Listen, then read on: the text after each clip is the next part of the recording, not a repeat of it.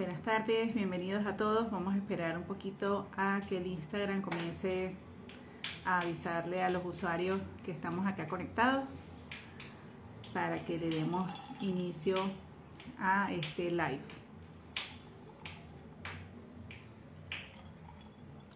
Buenas tardes, gracias por estar acá. Bueno, como pudieron ver el título y toda esta semana estuvimos haciendo la promoción, el día de hoy vamos a hablar de un tema bien importante y es nuestro primer live del año, y vamos a conversar un poco acerca del autismo regresivo y también del autismo profundo. Es un tema que me solicitaron muchísimo en estas épocas decembrinas. Buenas tardes, gracias Yosmaira por estar acá, y de verdad me parece bien interesante porque casi siempre conversamos de los autismos de alto funcionamiento o de los autismos moderados, pero pocas veces le dedicamos tiempo a lo que tiene que ver con los autismos profundos. Entonces me pareció bien pertinente. Ya tenemos por acá al doctor Andrés. Gracias, doctor, por conectarse. Ya le voy a dar el pase. Me pareció muy importante que comenzáramos el año conversando sobre este tema, porque sé que también genera mucha inquietud el tema del autismo regresivo. Mi hijo nació normal, tuvo un desarrollo dentro de lo esperado durante su primer año de vida, pero resulta que alrededor de los 15 meses comenzó a perder esa capacidad que ya había adquirido con respecto al lenguaje, a la comunicación, a la interacción social. Y obviamente eso normalmente es uno de las banderas rojas o las señales de alerta que hace que los papás acudan a la consulta pediátrica para ver qué pasó, porque mi hijo hacía contacto visual y lo dejó de hacer, porque mi hijo comenzó a aislarse, porque mi hijo, bueno, comenzó a tener una serie de conductas que antes no presentaba.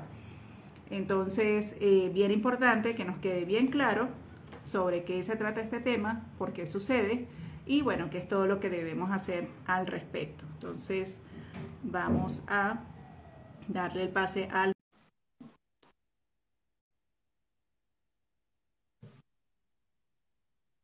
Entonces, bueno, ya le dimos allí para que se una el doctor, para que se nos una a la transmisión. Bueno, para recordarles, hoy nos acompaña el doctor Andrés Marcano. Él es médico pediatra, especialista en biomedicina, tiene más de 20 años de experiencia en el tema del autismo.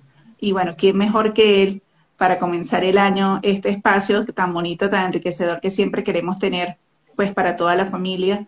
Y pues comenzar con este tema que a mí me parecía que era bien importante. Doctor, feliz año, ¿cómo está? Hola Ámbar, ¿cómo estás? Feliz año. Bien, muy contenta de que podamos compartir la noche de hoy este tema, porque Qué de verdad bueno, que me qué lo habían bueno. solicitado mucho, y pues yo dije, nada, el doctor es la persona más apropiada para que conversemos de esto, porque sí, me supongo que, bueno, usted lo sabrá mejor que yo, en la consulta deben llegarle muchísimos esas expresiones que no, el niño venía normal, no sabemos qué pasó, lo empezamos a notar diferente, y de hecho a mí me sucedió eso con mi hijo mayor. Mi Ujú. hijo alrededor de él habla, sí fue algo que nunca desarrolló, hasta más después de sus 5 años fue que comenzó a hablar, pero él sí tenía contacto visual, sí tenía acercamiento, él tenía un comportamiento pues dentro de lo esperado, y de repente de la noche a la mañana él comenzó a babear, a perder el contacto visual, se comenzó a aislar, comenzó a tener unas reacciones que a mí me parecían como muy desproporcionadas a las cosas que sucedían, comenzó a presentar pues todo un tema de hipersensibilidad auditiva, kinestésica, y bueno, todo eso pues Ujú. me dio a entender a mí que había que hacer un abordaje. Y bueno, pues eso es bien importante entenderlo, y que también pues que la gente comprenda que realmente el hecho de que podamos ver síntomas al inicio, que sí fue lo que me sucedió con Gabriel, luego cuando lo tuve, realmente, claro, hablamos de que esto es un amplio espectro y las características que yo vi en Matías fueron muy diferentes a las que vieron en Gabriel, con todo y que los dos quedaban Ujú. enmarcados dentro del espectro de autismo, Claro, pero que realmente, o sea, todo pertenece a lo mismo, ¿no? Es que porque uno comenzó en una primera etapa y el otro llegó tardíamente, pues que se nos hable, pues si en eso existe alguna diferencia, algo que vaya a cambiar el pronóstico de esa persona, o sencillamente, bueno, fue que se presentaron causas diferentes para que eso sucediera. claro. Bueno, mira, habría que hacer varias consideraciones aquí. Por ejemplo, tenemos que buscar, como dice, el consenso de qué definimos como trastorno del espectro autista, ¿no? O sea, tenemos que volver otra vez al concepto, porque es que eso hay que volver sobre eso. Porque como es un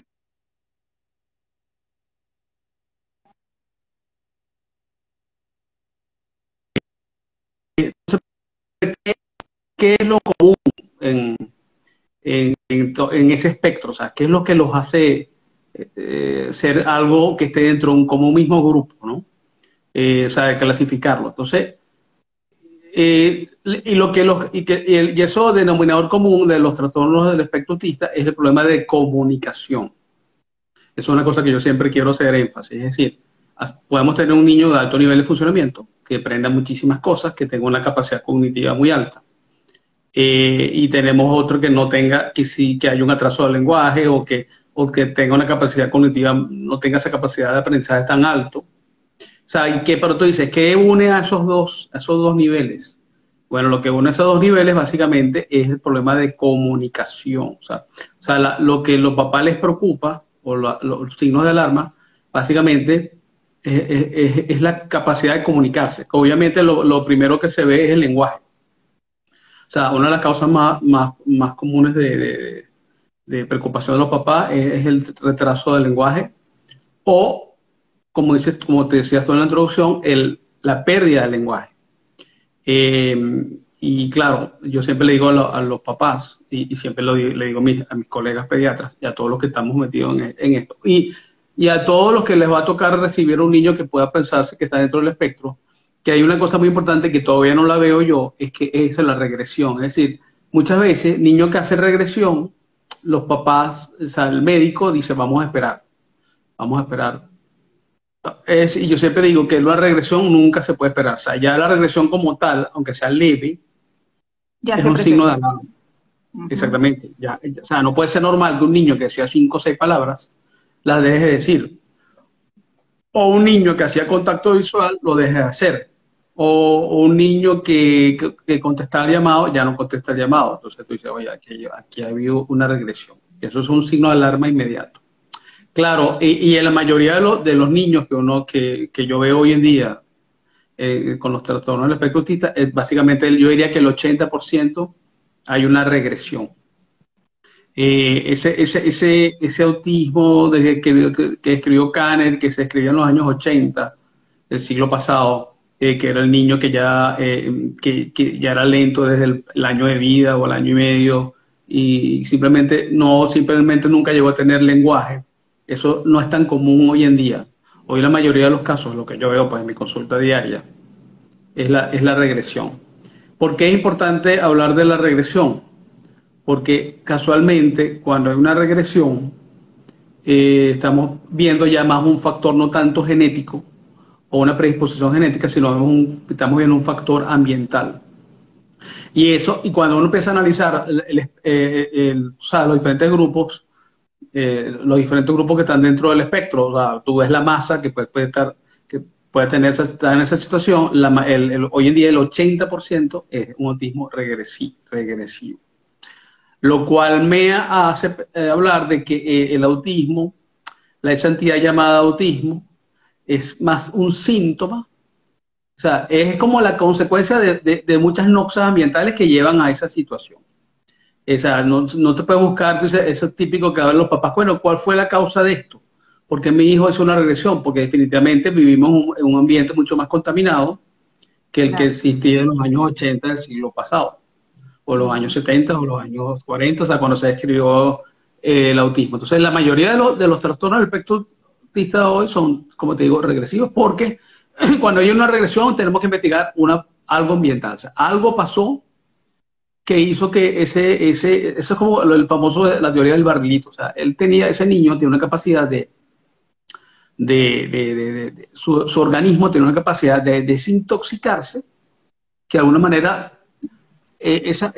no lo pudo hacer más, y eso se ve como en las manifestaciones de los signos que vemos de regreso al lenguaje y toda esa situación o pérdida del contacto en general que pueden tener estos niños, que es como te digo, es el denominador común.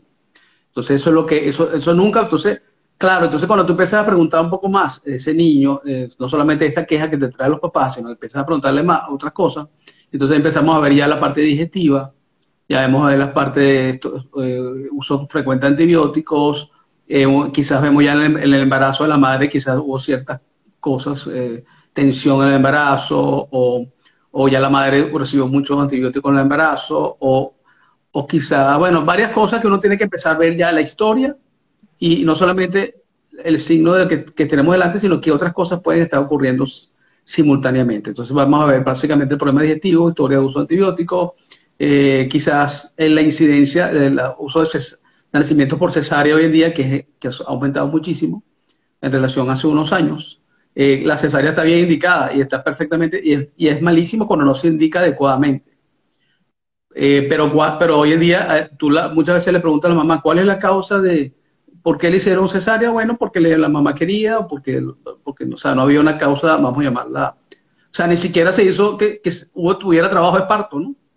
Y de una vez decidieron hacer cesárea. Claro. Esa es la situación. Claro, y la importancia de eso, doctor, bueno, porque hoy no estamos hablando de manera general, pero sí para detenernos un poquito en cada uno de esos detalles para que la gente los comprenda. Uno, el tema de por qué es tan importante el nacimiento por el canal vaginal es porque obviamente ese es el primer regalo que uno como mamá le va a dar al hijo, que es precisamente todas nuestras bacterias, que eso obviamente para él va a empezar a trabajar y a fortalecerse su sistema inmunológico. Un niño que nace por cesárea, lógicamente eso se perdió. Ese elemento no va a estar ahí. Es empezando por una parte. Exactamente. Adicional a eso, bueno, lo que usted explicaba, todo lo que tiene que ver con el tema proinflamatorio, que de hecho nosotros hicimos un live sobre ese tema y los invito a que lo revisen acá en la cuenta, cómo debíamos prepararnos para un segundo embarazo. Y el doctor en esa oportunidad también nos hablaba mucho de eso, que obviamente si yo voy a tener ese bebé 9 meses en mi cuerpo, pues todo lo que está pasando conmigo va a incidir directamente en mi bebé. Entonces el doctor muy bien nos explicaba esa vez que ya yo traía problemas como sobrepeso, problemas proinflamatorios, o sea, una serie de circunstancias que el uso de antibióticos, pues todo eso va a ir alterando y va a ir afectando también parte de las funciones y también se va a ver muy reflejado en el tema digestivo. Totalmente. Por ejemplo, otro factor es la dieta de la madre. Por ejemplo, te voy a dar un ejemplo. Hoy en día, ya hemos hablado de ese tema ya, pero siempre es importantísimo, es el tema de la microbiota. O sea, la microbiota es un órgano que cada día se está conociendo más.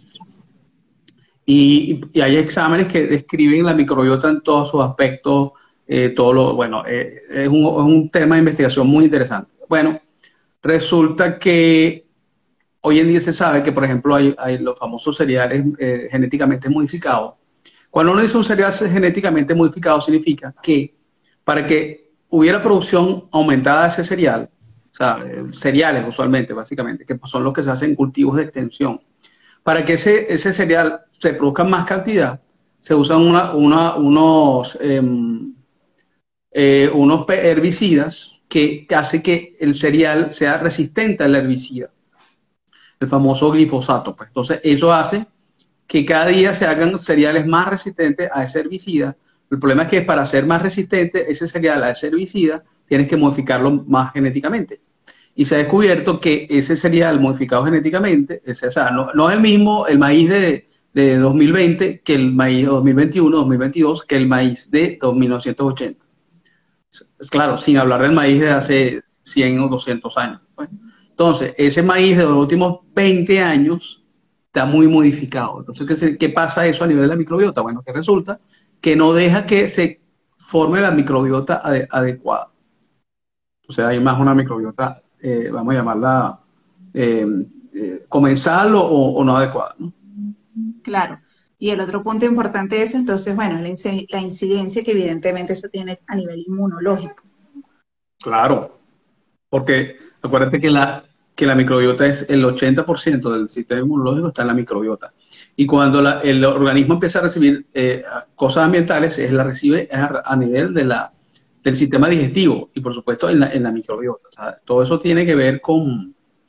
Y ahí empiezan todos estos problemas ahí digestivos que empezamos a analizar y bueno, entonces todos esos desarreglos inmunológicos que no solamente están dentro del espectro autista, pues están todas, muchas enfermedades crónicas, pues, o sea, como te digo, muchas otros trastornos de ansiedad o depresivos o, sea, o problemas metabólicos en general, todo tiene que ver con la microbiota, porque el otro día estábamos haciendo una revisión con un grupo de gente que estamos trabajando en esto, y vimos que cuando tú empiezas a estudiar desde el punto de vista inmunológico, todas Alzheimer, enfermedades autoinmunes, todo tiene que ver con la inmunidad. O sea, tú puedes medir marcadores inmunológicos. Y esos marcadores inmunológicos están en relación con el famoso eje intestino-cerebro, ¿no? Bueno, y eso hay que ubicar eso. Y resulta que, bueno, a veces los neurólogos o los neuropediatras se quedan muy en la parte neurológica, que es verdad, o sea, y se usan fármacos como para modificar eso, pero no se ve de manera global al paciente, que es lo que hay que estar pendiente de todo esto que te estoy diciendo, pues, ¿no? Claro. Sí, o sea, no seguir tratando esto como sencillamente, bueno, sencillamente, pues tampoco es la palabra, pero o sea, dentro del marco de la parte conductual y neurológica, sino ver al ser humano de manera integral, o sea, como todo y todos los elementos que allí confluyen. Claro, Eso de verdad que me parece muy importante. Otra cosa que claro. también, eso siempre ha sido un tema de mucho debate, y más ahora en tiempos de pandemia, que es el tema de Ujú, la vacunación. Muchas ujú, personas consideran que después de que le aplicaron vacunas a sus hijos, las vacunas normales del esquema de vacunación de 0 a 5 años, fue que el hijo ujú. tuvo un cambio importante. Entonces, ¿qué opina usted de eso? O sea, ¿sí eso realmente hay estudios que pueden avalar y certificar eso? ¿O realmente eso no es algo así tan tácito como para considerarlo como un elemento que, bueno, por este motivo fue que mi hijo cayó un autismo? Claro, claro. Bueno, es que, fíjate, el problema de los trastornos del espectro autista es que tú no puedes considerar una sola cosa, eso es una sucesión de eventos, es una carga, es un barrilito tóxico que hay niños que tienen un barrilito tóxico o más aumentado, otro más pequeño, es decir, eso es lo que modifica, es lo que se llama la susceptibilidad. ¿Por qué hay niños que se afectan más que otros? Porque esto es como la mayoría, es un barrilito tóxico que se va añadiendo, ¿no? Entonces, no sé, hasta ahora no se puede decir que tal vacuna causó en una población determinada más autismo que en otra. O sea, que diga eso hoy en día, bueno, y es un tema polémico, pero yo no estoy de acuerdo con eso. Pues porque ya tengo 18 años, ya estoy cumpliendo en enero 18, hoy, este mes, 18 años viendo los trastornos. Y la cosa no es tan simple como decir que tal vacuna causó tal cosa. Pero sí se puede decir que un niño que ya tenía una microbiota alterada, ¿verdad? Y que tenía un sistema, unos padres ya con una carga autoinmune complicada, en un momento dado, haberle puesto una vacuna pudo haber causado o sea, como que fue la gota que derramó el vaso. Pero no se puede decir que esa fue la única causa, ya venían otras causas añadidas esto fue como, te voy a poner un ejemplo.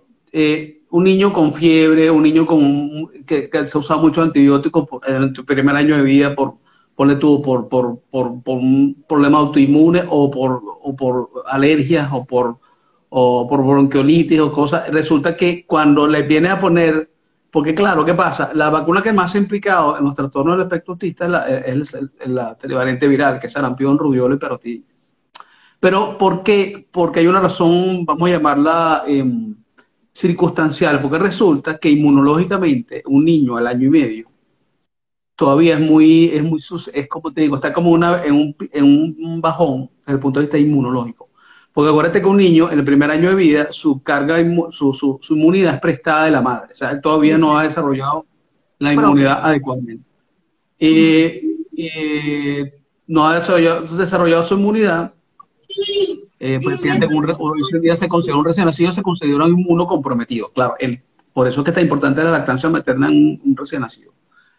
Porque su microbiota adecuada y la lactancia materna le transmite la inmunidad a ese niño. Bueno, ¿qué resulta? Ya para el año y medio, esa inmunidad prestada a la madre ya no la tiene, como la tenía cuando era más pequeño.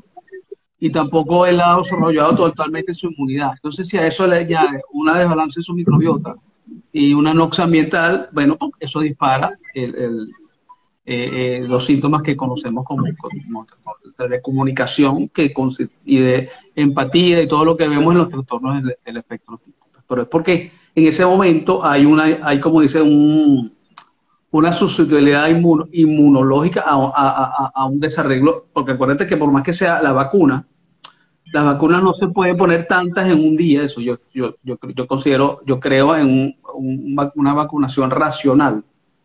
Es decir, no pones 5 vacunas, porque nadie se enferma de 5 enfermedades en un día.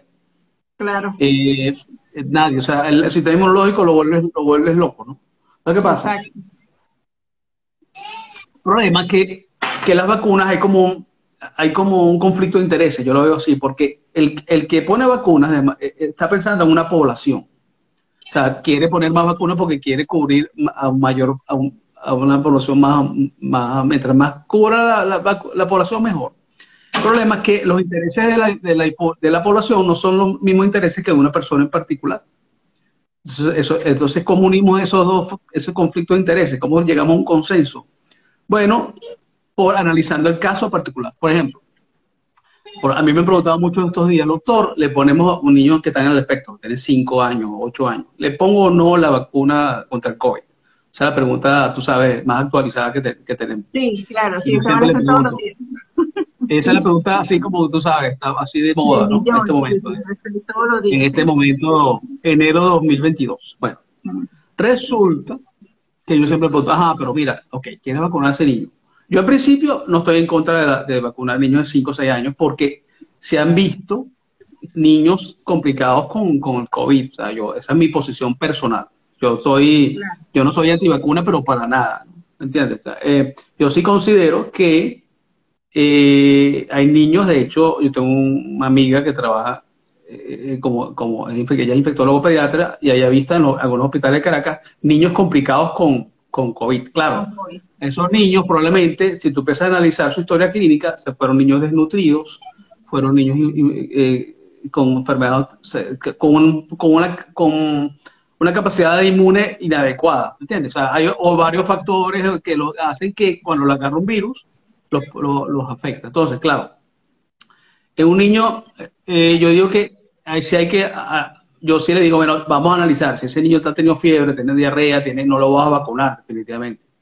O sea, tú tienes que ver cómo es el estatus inmunológico de ese niño en el momento que piensas poner la vacuna. Pero yo creo que sí, ¿entiendes?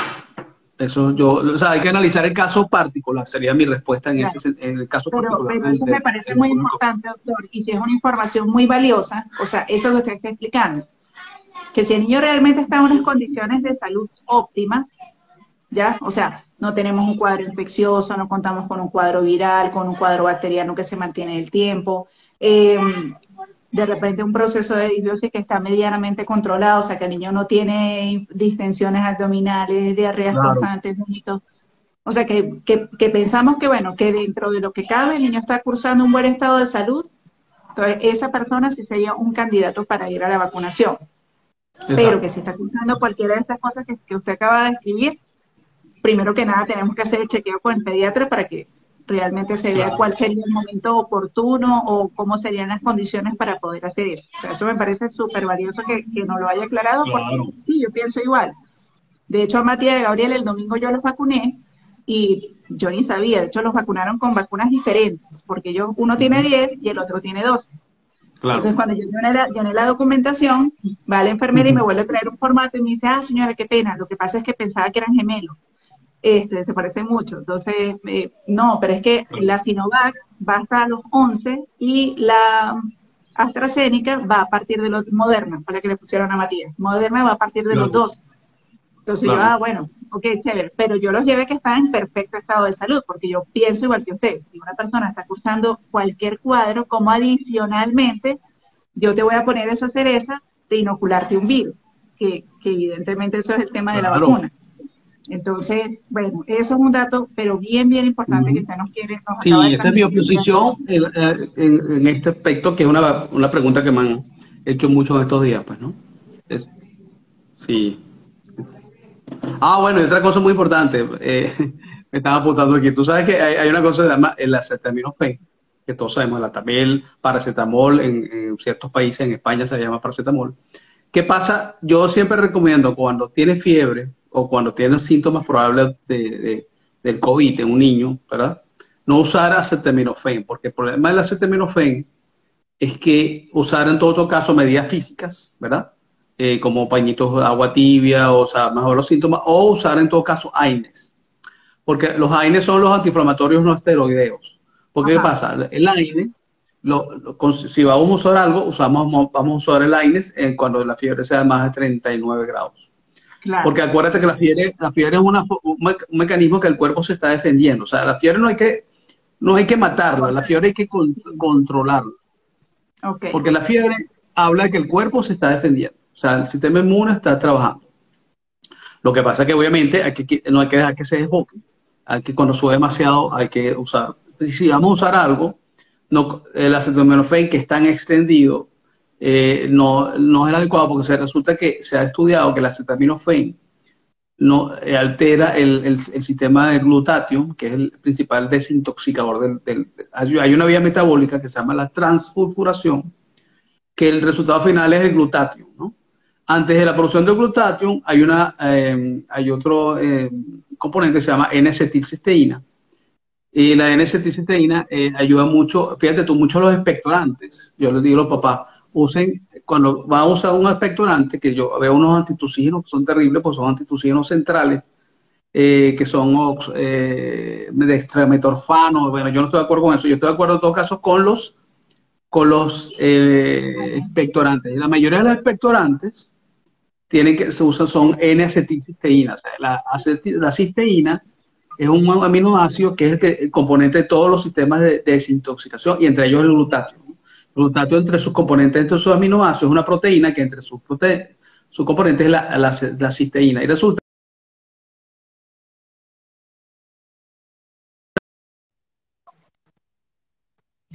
en todo caso, con AINES, con ibuprofeno o Prudesic, que sí disminuyen la cascada inflamatoria de citoquinas, que es muy frecuente en el COVID. claro, eso es muy importante. Y otra cosa, Ujú.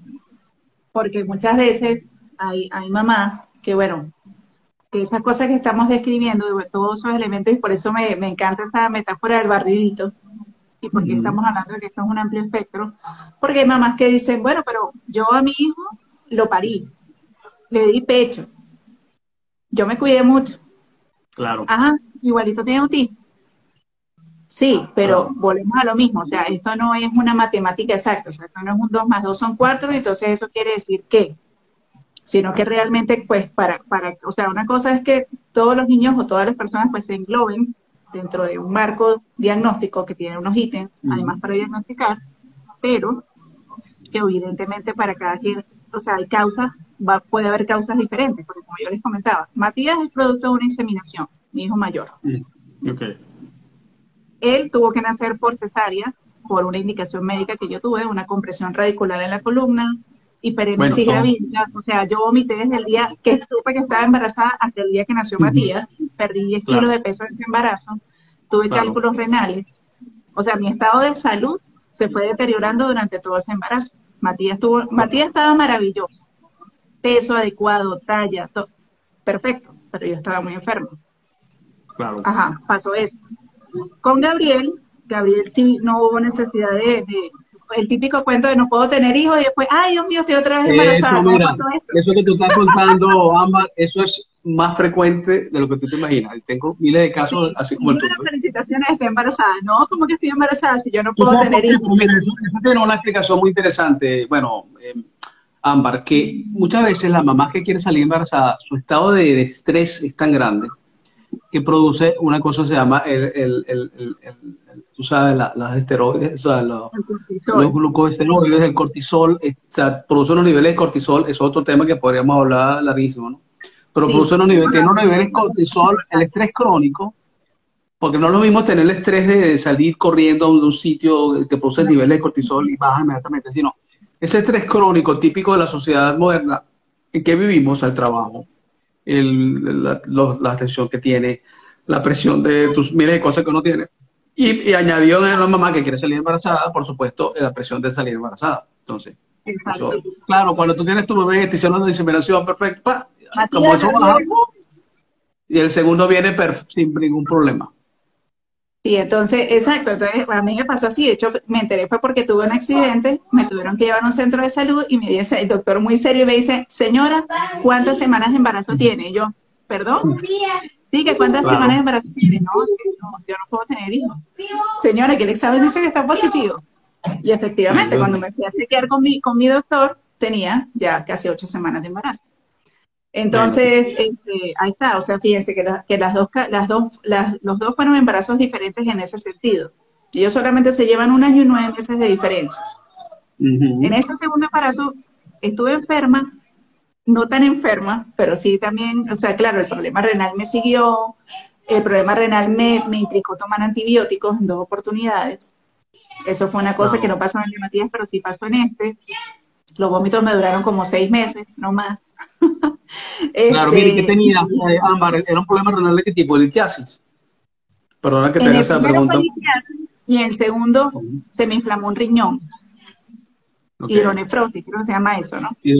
Hidronefrosis o pielonefritis, que es infección urinaria alta, pues, ¿no? Sí, exacto. Eso fue lo que se presentó en el segundo, y de hecho cuando Gabriel nació, que fue el segundo, yo presenté una hematuria como 15 días, aparte de todo. Bueno, probablemente si te hubieran hecho unos niveles de oxalatos, Ámbar, en un examen de microbiota o un perfil ácido orgánico, probablemente te hubieran conseguido los oxalatos altos. Porque, ¿qué pasa? Muchos alimentos tienen una cosa llamada el oxalato, ¿no? ¿Qué pasa con el oxalato? El oxalato, cuando hay una disbiosis previa, con una microbiota alterada, pues se absorben más de lo que deberían absorberse. Y se depositan como cristales hay muchas, tú sabes, muchas alteraciones de salud por la fibromialgia, la litiasis renal, que tienen que ver con los oxalatos. Entonces, amor, ¿qué sabes tú? Te hubieras hecho un perfil ácido orgánico cuando saliste embarazada la primera vez, o probablemente hubieras conseguido unos oxalatos altos en ti. Y entonces hay una relación muy cercana entre esos oxalatos y la alteración de la microbiota, pues, ¿no? Bueno, fíjate. Y este segundo querubín, el primero que yo, ya la última vez yo hasta me asustaba porque a veces no lo sentía. Yo, ay Dios mío, este muchacho no se mueve. Y era súper tranquilo. Y él fue el bebé ideal para una mamá primeriza porque era un niño que a las 9 tomaba tetero, repicaba a las 12, tomaba el otro tetero y no se levantaba hasta las 6 de la mañana. Claro. Un bebé angelical en todo sentido. El otro querubín, desde que yo tenía 6 meses de embarazo, te lo digo de verdad, no estoy exagerando. Yo no supe lo que fue volver a dormir una noche entera hasta que Gabriel tuvo 3 años. El nivel de hiperactividad era una cosa, pero ya el último mes era terrible, porque yo sentía eso como un alien que se me iba a salir de la barriga, porque era increíble cómo se movía. Y cuando nació yo pegaba un tetero con el otro. O sea, Gabriel no supo lo que fue usar el corral, porque yo tenía que acostar conmigo para yo medio poder dormir. Y eso era con el tetero, y muévalo. Y ya llegó la hora del otro tetero, y ese muchacho así. Y Gabriel tiene un autismo en un grado mayor que el de Mati, que ya vamos a conversar ahorita de eso, de los grados del autismo. Mientras que Mati tiene un autismo de alto funcionamiento, Gabriel tiene un autismo moderado y tiene trastorno de déficit de atención con hiperactividad.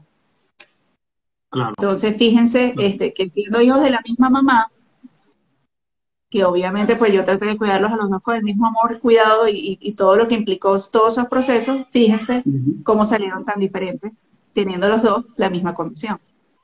Claro, porque fueron 2 circunstancias diferentes, definitivamente, ¿no?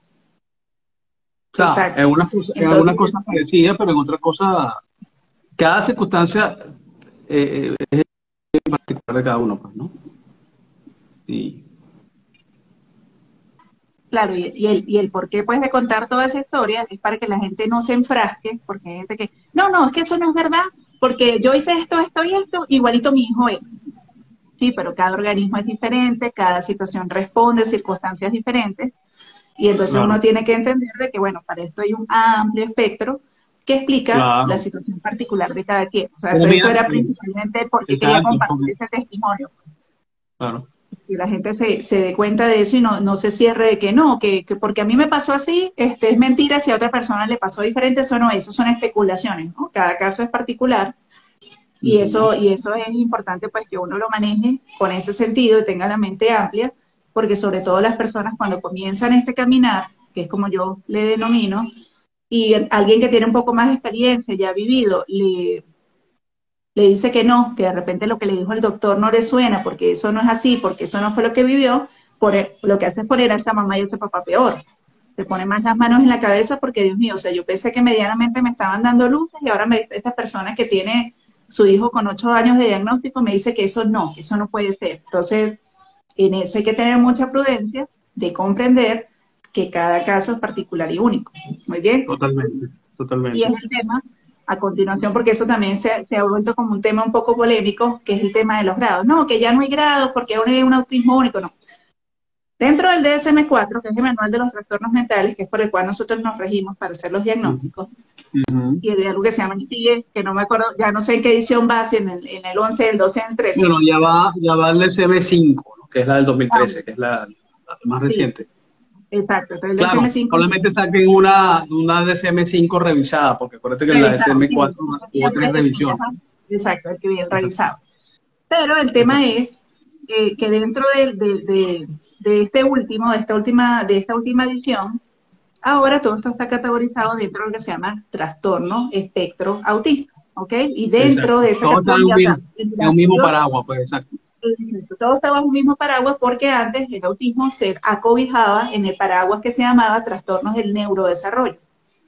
Ahora tiene un compendio único para él solito que se llama trastorno espectro autista. Y eso nació bajo la necesidad de ver todo lo que nosotros, de lo que va pasando el año, de lo que va dando la estadística, de lo que van dando los casos, que dice, no, esto ya es una condición que tenemos que darle estudiarla por sí misma, Pues. Exacto. Y entonces dentro de esta categoría, pues nos encontramos con el Asperger, todas las características que nosotros conocemos de autismo. Tenemos el trastorno desintegrativo, no recuerdo el otro cuál es el que está allí, creo que es el de Red. Hay una que se llamaba el trastorno, se llamaba así, no, de otra manera, no, o sea, como decir, cuando no sabíamos dónde ponerlo, había una categoría que se llama trastorno, era trastorno generalizado del desarrollo no especificado. Exacto. Porque podría como decir, lo que no sabemos lo ponemos en este rinconcito, pues, ¿no? Exacto, porque era como que, bueno, tiene unas características tan particulares y únicas que nos tocaba ponerlo allí. Pero lo cierto es que también el mismo DSM-5 nos habla de algo que se llama los grados dimensionales en el autismo. ¿Por qué? Porque ustedes lo saben, o sea, les acabo de describir aquí rápidamente. Yo tengo 2 niños dentro del espectro que son completamente diferentes en esas categorías que el doctor nombró al principio. Comunicación e interacción social y el tema que tiene que ver con las conductas, las estereotipias y los rituales, ¿ya? Entonces, por supuesto, para eso no puede existir una categoría única, porque eso no permitiría entonces hacer un abordaje apropiado y personalizado para cada situación. Muy bien. Por eso es que, bueno, normalmente pues uno como psicólogo habla de 3 categorías. Uno habla que hay un autismo leve, sería lo que la gente llama un autismo de alto funcionamiento, un autismo moderado, o grado 2, que es como lo describen esos grados del autismo, lo pueden buscar ahí en el DSM-5, que pues obviamente hay más implicación y dificultad, obviamente, para poder interactuar, y hay una dificultad, o sea, hay este tema, obviamente, de la restricción de las actividades, de los intereses, pero aunque ellos están muy ensimismados de eso, con cierto llamado de atención, la persona puede venir a uno. Ya todavía hay esta conexión, que es el grado de Gabriel. Por ahí sí tiene bastante acentuado lo que se llama perseveración del pensamiento, que es eso que la persona pues queda allí como pegada en un tema y le da el tema y sigue con el tema, pero que si uno busca alguna estrategia, logra sacarlo de allí para pasar a otra cosa.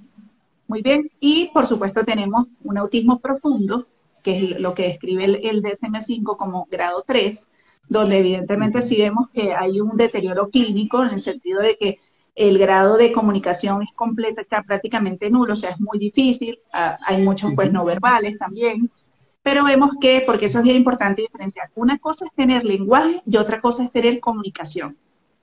Eso son dos cosas diferentes. Una cosa es que la Totalmente. persona tenga la capacidad Eso, de eso. manzana, pera, mamá, agua, quiero, llanto, calor, eso es una cosa. Pero tener interacción social implica que yo, por supuesto, me vaya a la otra persona porque tengo una necesidad, la manifieste, podamos Ujú. hacer este intercambio, que yo te diga algo y tú puedas comprender a qué me estoy refiriendo. Por eso es el tema de que nosotros utilizamos tanto lo que tiene que ver con los pictogramas, con las historias sociales. De hecho, esto fue una estrategia que a mí Ujú. particularmente me funcionó mucho con Mati y Gabriel, porque yo decía, a mí, o sea, ya realmente en este punto a mí no me interesa tanto que hablen, me interesa que nos podamos comunicar. Eso me parecía a mí mucho Exacto, más importante. Algún día les exacto. escucharé la voz, algún día tendré el privilegio de escuchar que me digan mamá, porque eso es un tema que a las Claro, mamás les duele mucho. claro, No, que lógico. yo no puedo escuchar que mi papá y hijo me diga mamá. Sí, pero más importante que eso es que tu hijo reconozca que tú eres la mamá y que sepa que tú eres la figura de apoyo y que puede interactuar con eso. Entonces, Claro. obviamente en ese autismo profundo, pues tenemos más acentuada esta capacidad, o sea, está más crítico el tema de la interacción social y por supuesto Ujú. el tema de las conductas, porque una cosa también tiene que ver con la otra, o sea, parte del tema de por qué es tan importante el lenguaje y la comunicación es porque esto implica comprensión, ¿ya? Porque muchas veces el tema no es de un coeficiente intelectual, pero si yo no puedo comprender, es como que a mí me tiraran a las 12 de la noche en Japón. Yo puedo tener Totalmente. muchas capacidades y saber mucho de la vida y tener, ser muy resiliente y todo lo que tú quieras, pero si yo estoy en un país que desconozco, costumbres, idioma, una serie de cosas, quedo completamente nulo, Terrible. ¿ya? Entonces, Claro. fíjense por qué es tan importante que uno pues tenga muy claro eso desde el punto del cuidador, del terapeuta, del papá, porque realmente quien tiene que amoldarse a las necesidades de ese niño somos nosotros, no el niño hacia Exacto. nosotros. O sea, eso sí es un tema que Exacto. tiene que quedar muy claro. Y obviamente, doctor, bueno, entonces en Claro. este caso, ¿cuál sería pues el abordaje pues desde la parte de la medicina biomédica para poder hacer esa estimulación a todo este proceso de lenguaje e interacción social, de empezar a disminuir las conductas obsesivas, repetitivas, o sea, todas estas cosas que sabemos que están allí y que hasta que no se regulen, el tema de la hiperactividad, de la irritabilidad, y que hasta que todos esos temas no se Ujú. regulen, pues realmente cómo sacarle mayor provecho a esa estimulación temprana que nosotros queremos hacer a través de las terapias de neurodesarrollo. No se puede, porque si el niño está Ujú. completamente disperso, porque no es un tema de conducta, sino un tema de bioquímico, pues realmente es muy complejo así. Lógico, lógico. Fíjate, hablando de abundar un poquito el tema del lenguaje que tú estás hablando ahorita, que me parece muy importante, el lenguaje comunicativo. Es como dices tú, no es lo mismo cualquier lenguaje que un lenguaje comunicativo o lenguaje pragmático. Tú Exacto. sabes que yo he tenido pacientes que el niñito no simplemente no habla. Por alguna razón no tiene lenguaje expresivo. Y Ajá. cuando yo le paso y cuando, claro, se lo puedo hacer yo porque ya tengo 18 años de experiencia en esto, ¿no? Eh, yo muchas veces a un niño yo cuando le hago el CARS, que es la escala que yo uso para ver qué grado Para, tiene, claro, para poder me sale, determinar. mira, un niño no verbal que no me habla, que no tiene lenguaje expresivo, pero sí tiene lenguaje comunicativo. Yo le hago el CARS Ajá. y como no tiene ninguna otra alteración, no me da dentro del espectro. Dice, pero doctor, ¿cómo hace eso? Bueno, porque no está dentro del espectro, porque ese niño lo que tiene es un problema de El lenguaje lenguaje. expresivo.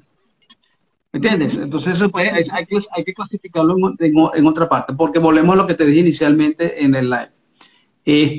Hay que buscar la esencia, que llamamos a trastorno del espectro autista, a un problema de comunicación. Por eso me parece vital lo que tú estás diciendo, ¿no? Entonces, si ese niño se puede comunicar, aunque no hable, Ajá. y puede entender, aunque, bueno, está bien, bueno, obviamente que no, los papás se preocupan mucho por el lenguaje porque los seres humanos nos comunicamos Claro. hablando, ¿no? Eso tiene una aplicación, pero lo importante es que ese niño sea funcional, pues que se sienta cuidado, ¿no? No te digo que no vayamos a Sí, trabajar el que se lenguaje, pero hay siente que trabajar. integrado, claro, pero que se siente integrado dentro de su núcleo, o sea, que él pueda entender que es un Exacto. núcleo, cuál es el lugar que lo ocupa dentro del núcleo, ¿no? Es como que, bueno, vamos a ponerlo aquí como una tacita de cristal, vamos a ponerlo acá, de acá lo movemos para allá, No, porque no, obviamente exactamente. No, el nada ser que ver. humano también va en función de los Claro, aprendizajes. Que yo aprendo, claro. que yo debo estar siempre como mimetizado con los ambientes, porque ese es el tratamiento que se me da en casa. Y claro, por supuesto se le va a hacer mucho más dificultoso a esa persona cuando tenga que empezar a explorar la parte académica y cualquier otro espacio donde se vaya a desenvolver. Entonces eso es claro. un tema pues ahí crucial y vital. Y lo más importante, porque claro, yo entiendo, ¿no? O sea, trato de ser muy empática en eso, de ponerme en los zapatos de quien tiene un hijo, pues con un autismo profundo, que dirá, bueno, no, queja, tú, sí, tú tienes dos hijos dentro del espectro, pero bueno, han podido ser manejables. Sí, no. O sea, el tema es que, como yo les digo, o sea, es ampliar el paradigma a todo nivel, persistir, persistir, nunca desistir. Y realmente Claro. algo que a mí particularmente me ha ayudado mucho con Mati y Gabriel es enfocarme en ser muy observadora de hacia dónde van esos intereses que ellos tienen. Porque a través de Ujú. esos intereses yo desarrollé atención y resulta que atención es el primer paso para que la gente pueda, obviamente, generar aprendizaje. Si una persona no tiene Totalmente. capacidad de tener atención, no puede aprender, ¿ok? Estamos, Y no estamos, es un estamos tema de, clarísimos no, en eso. es que no, nada le presta atención, sí, pero es que obviamente sí le presta atención a cosas de su interés. Y esa tiene que ser la Claro. ruta para que nosotros podamos empezar a desarrollar eso. El tema de lo de la comunicación, como yo les decía, a ti y a Gabriel no dijeron nada hasta los 5 años, nada. Ujú. ¿Qué hacía yo? Claro. Por lo menos Gabriel llegaba, eso se resolvía su asunto, lo agarraba uno de la mano y lo llevaba para lo que necesitara. Eso sí, sí estaba claro en su cosa. El otro sí Claro. era mucho más Claro. retraído, Matías, sí, y fíjense, ¿no? Y siendo Gabriel del autismo moderado. Matías, que era alto funcionamiento, ese muchacho, nada. O sea, uno no sabía si tenía frío, calor, hambre, sed, ¿por qué? Entonces, bueno, a O través de sea que diferentes estrategias, Matías se comunicaba menos que Gabriel, en el fondo. sí, se comunicaba menos que Gabriel. Y de hecho, eso es una tendencia que se mantiene hoy en día. Matías puede ser Claro. el día de hoy muy articulado para hablar, uno puede conversar con Matías, pero tiene, o sea, es como un lenguaje expresivo, pero es selectivo. Si él está aquí en la casa, yo siempre le comento hasta a la gente, doctor, ¿usted se acuerda aquella comiquita de Box Bunny un albañil se consigue una rana y cuando la rana estaba sola con él, la rana cantaba y cantaba ópera, pero que entonces cuando la rana la veía otra persona, la rana se volvió una rana. Bueno, Matías es a ese estilo. A sus 12 años, él está aquí en la casa y es súper extrovertido, puede venir, cantarle a uno, contar cosas, o sea, una cosa impresionante. Pero si yo lo saco Ujú. de este ambiente y vamos a otro, puede hasta perder el contacto visual. Con eso le digo todo. Claro, Mientras que porque, ajá, dime, Gabriel dime. sí es súper extrovertido en todo lugar, hasta el punto de que llega a ser imprudente, Ujú, claro. O sea, es otra cosa, es más lanzado, pues. Ok. Pero completamente. mira, ahí vamos a algo que te quiero explicar en general a todas las mamás y los papás que están aquí. Y ahí hay que ver la individualidad, volvemos al tema de la individualidad. Es decir, entonces, cuando yo hablo de la individualidad, así sean los casos profundos, los casos severos, o los casos que no verbales, que no, siempre va a haber fortalezas y debilidades.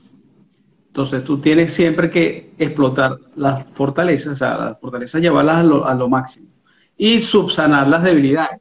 Ellos típicos, los trastornos del espectro autista tienen fortalezas, por ejemplo, tienen una fortaleza, algunos hasta algunos severos pueden ser muy buenos en cosas específicas que hay que ubicar las cuales son, ¿no? Pero hay que trabajar en eso, fortaleza. Por eso, desde ese punto de vista, pero yendo al punto biomédico, que es me interesa mucho que se sepa hoy en día esas fortalezas y esas debilidades también puede haber a nivel bioquímico y se pueden diagnosticar. Y si mientras más temprano se diagnostique, mejor. ¿Y cómo se diagnostica? Bueno, por un examen que yo siempre, yo lo hablo mucho de ese examen porque es que es muy útil, es el examen de perfil ácido orgánico. O sea, todos estos niños tienen un perfil metabólico que hay que estudiar, o sea, que hay que hacer el diagnóstico. ¿Por qué? Porque en ese perfil metabólico vemos cómo están los niveles de neurotransmisores, vemos cómo está de alguna manera vemos la microbiota sin hacer un examen de ese, porque hay niveles de hongo, niveles de cándida, o cómo está la mitocondria. La mitocondria tiene que ver mucho también con el desarrollo del lenguaje y la parte cognitiva. O sea, hay que hacer una buena, lástima que quizás un examen no tan difundido porque es un laboratorio especializado, pero me encantaría si poder hacerlo aquí en la mayoría de los niños aquí en Latinoamérica. ¿Por qué me sirve ese examen? Porque puedo usar, hay ciertos suplementos que regulan los neurotransmisores que regulan la mitocondria y se logran cosas con suplementos específicos que cada día se desarrollan más espectaculares. Claro.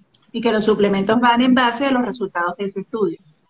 Porque los suplementos tampoco son un tema de exactamente. Porque tú estás de la atendiendo del autismo, no funciona así.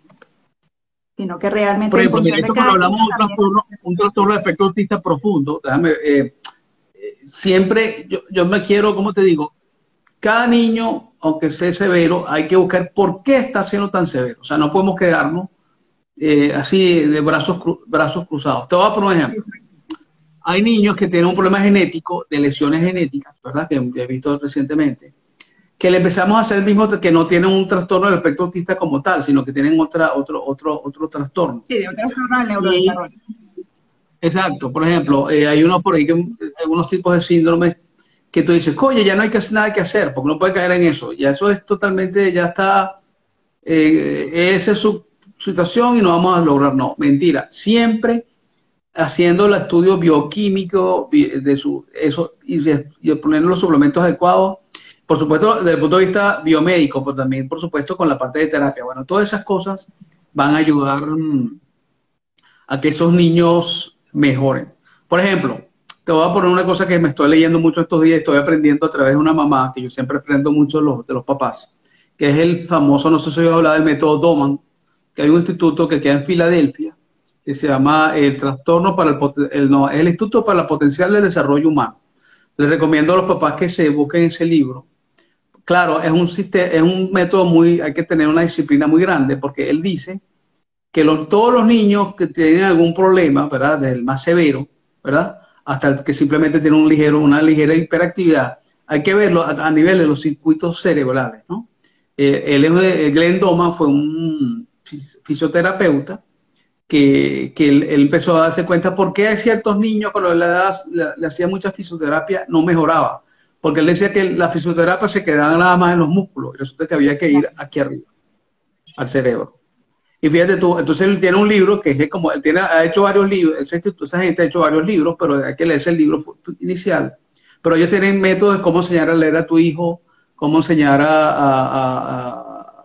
sea, hay varios, y ahí tienen uno particular que han hecho el año pasado, pues el 21, probablemente sobre los trastornos del espectro autista. Pero todo en definitiva es aplicar la parte biomédica y el entrenamiento ellos hacen mucho, la parte de fisioterapia, unos ejercicios que aparentemente han logrado resultados espectaculares.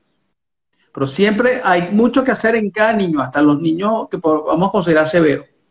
Y mientras más temprano, mejor, por supuesto. Claro, mejor pronóstico. Eso yo también estoy muy de acuerdo de que mientras más temprano se haga el diagnóstico y por supuesto pues tengamos toda la infraestructura, mejor será el pronóstico. Completamente de acuerdo con eso. Es bien importante que nos comente eso porque sí, yo entiendo que obviamente puede caer la persona en ese grado de desesperanza, ¿no?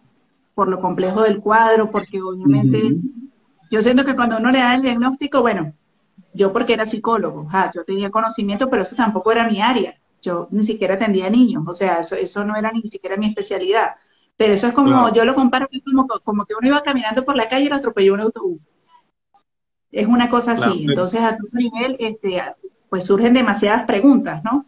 Aunque hoy en día, pues, gracias a Dios, pues, la condición sí se ha proyectado mucho, hay información, o sea, ya no es igual que una mamá que hace 40 años que le diera el diagnóstico. Estamos en otro momento de la vida. Pues, obviamente uno como que más rápido puede evolucionar en el tema, pero eso sí es muy importante, doctor, escucharlo de usted, que sin importar el grado de dificultad que presente la condición para nuestro hijo, siempre puede haber un buen pronóstico, o sea que nuestro hijo puede pasar de ese grado 3 a un grado 2, y de hecho, totalmente.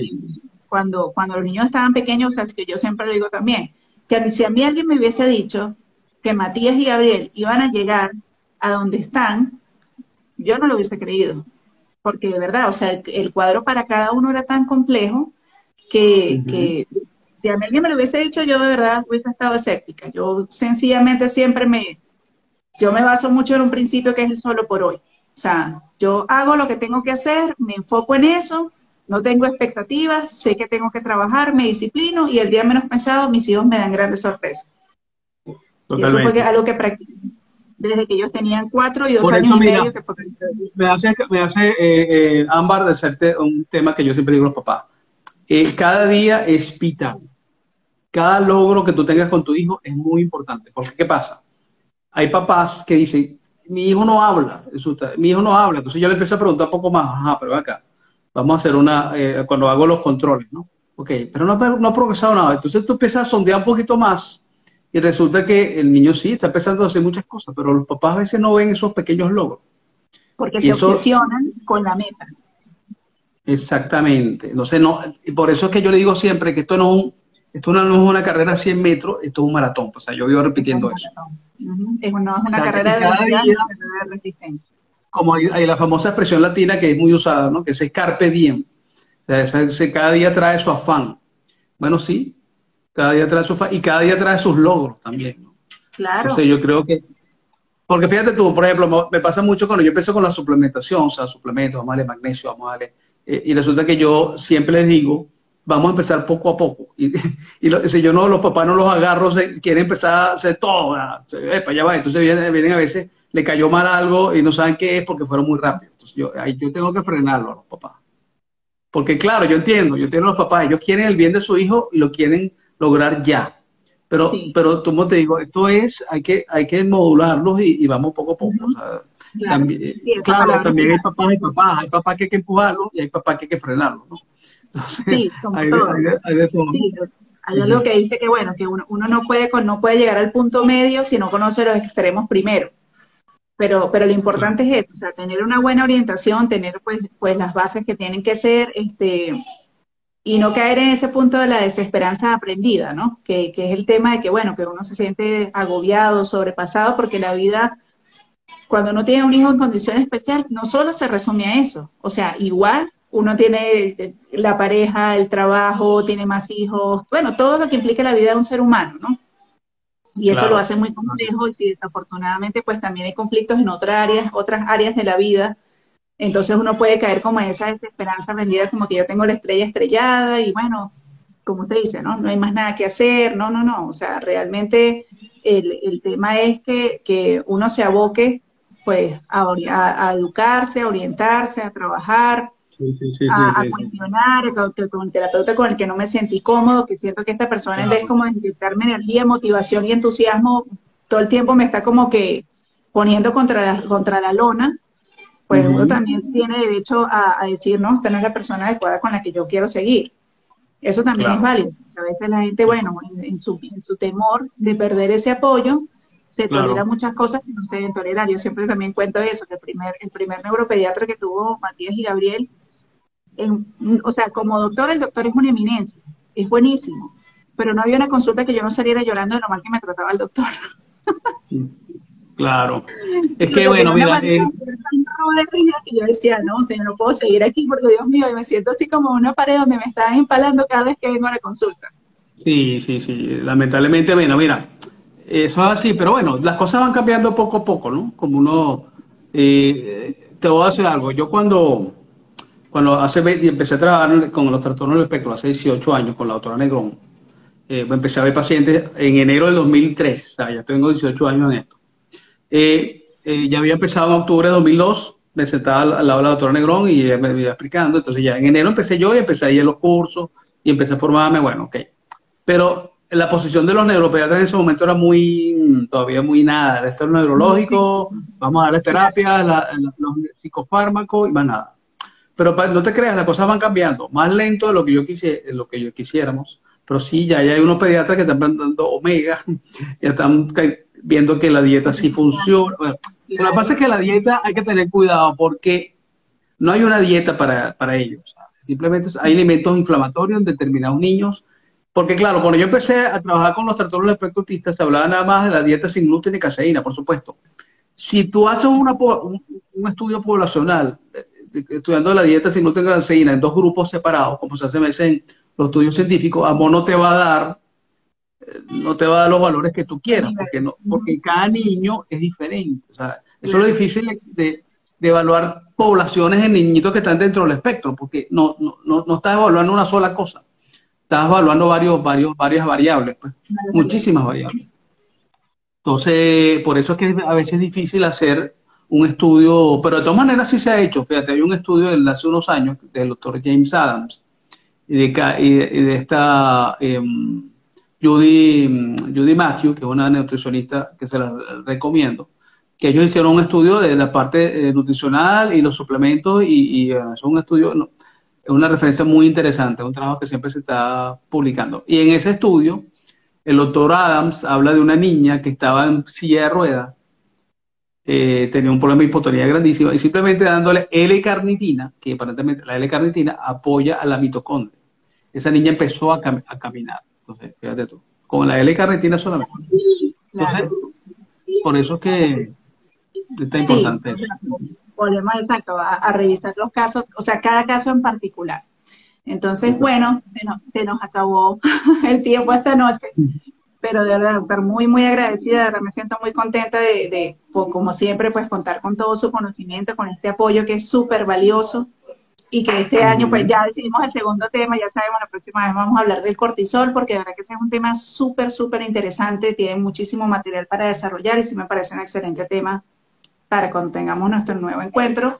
Y bueno, lo que cerrando el día de hoy, pues todo lo que está hablando el doctor, o sea, el diagnóstico no es una sentencia de muerte, sí puede haber un buen pronóstico, la intención es comenzar, o sea, hacer una atención temprana, basarnos y apoyarnos, pues obviamente en profesionales que tengan toda la experiencia en el tema de la biomedicina muy comprobado, porque el doctor tiene miles de testimonios y toda la gente que trabaja biomedicina, de que realmente es una herramienta muy efectiva el hecho de realizar todos estos estudios, que esos estudios nos permitan ver cuáles son esos marcadores, qué es lo que está pasando específicamente con nuestro hijo, para ver entonces cuál va a ser todo el abordaje que tenemos que hacer. Bien lo dijimos, no es una carrera de velocidad, es una carrera de resistencia, esto va a tener sus etapas, aquí llega un momento que es como un volver a empezar otra vez, porque eso también sucede, pero hay lo más importante... Hay retrocesos, y los retrocesos, te voy a poner un ejemplo, mira, tuve un paciente estos días, que la mamá, de alguna manera, la mamá vio muchos logros desde el punto de vista biomédico, y al niño ha tenido algunos retrocesos porque no ha podido mantener el tratamiento biomédico. Bueno, yo le digo a la mamá, eso es bueno que te hayas dado cuenta de eso, aunque obviamente es malo, porque sabes como que, tú sabes cuál es la senda, por ahí tienes que ir. Entonces, claro. Y otra cosa, Ámbar, yo quisiera, tú como mamá, no como profesional, yo quisiera quitarme el sombrero, porque hay cantidad de papás como tú que han hecho la diferencia, pues. Mucho de lo que se sabe hoy desde el punto de vista biomédico de los trastornos de espectro autista, bueno, es basado en el conocimiento, en la voluntad de muchos padres, entre ellos Rimland, el doctor Panworth, todos estos estudios bioquímicos, es simplemente padres científicos que les tocó, se les atrasó el camión, como me decías tú hace poco, que les tocó nada más agarrarse el camión y redirigirlo. Pues. Claro. Bueno, y eso, mucho de lo que se sabe es por los padres. Entonces, me quito el sombrero ante ti y ante todos los padres. De verdad que muy bien recibido. Entonces, bueno, que tengan todos una excelente noche, doctor. Muchísimas gracias por acompañarnos y ya pues próximamente les estaremos informando de cuando tengamos este nuevo espacio con el doctor. Sí, queremos con mucho feliz noche. Feliz año para todos, además. Yo no se lo dije. Feliz año, todo lo bueno. Amén. Amén. Chao.